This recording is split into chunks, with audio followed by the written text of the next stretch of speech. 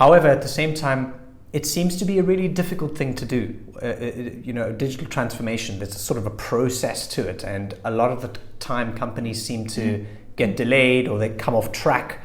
Why do you think that digital transformation is something that often is quite difficult to implement? Why is it challenging? Look, digital transformation is a strategy. And often companies have got preconceived ideas about what they should do with their digital transformation. And their self-confirming bias actually prevents them from really looking at their market and looking at the environment and identifying the disruptive forces in their market and their environment. And then working out how they should strategically respond. And so what ends up happening is that your organization takes on a massive project, and it either doesn't yield the expected performance that they were looking for in terms of impact and profitability, or the reduction in cost and time, or it takes much longer than they anticipated it would, and gets abandoned as a failed project.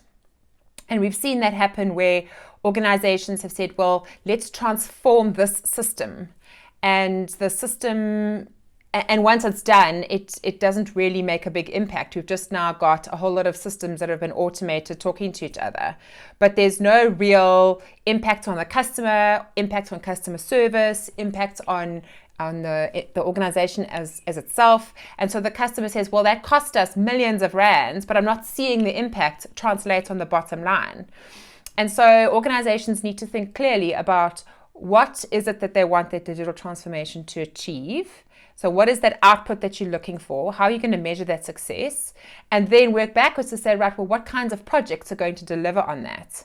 And then start there with the digital transformation. So I think what organizations need to do when they're considering a digital transformation strategy and trying to define what their roadmap looks like is first ask themselves, what is the best in class in my market segment at the moment? Who is disrupting me and how are they doing that? The second question they need to ask is, what's likely to happen in my market in the next 5 to 10 years? And this is where scenario planning becomes really important. You need to know what your market looks like, best case and worst case scenario. And you need to know what the value drivers are, what defines performance in your industry. And then lastly, you need to understand, once you know who your competition is and you know where your potential threats and opportunities lie, you then need to ask yourself what value drivers can be exploited based on the internal competencies that you need to develop. What can you do to resource that strategy and move the organization forward?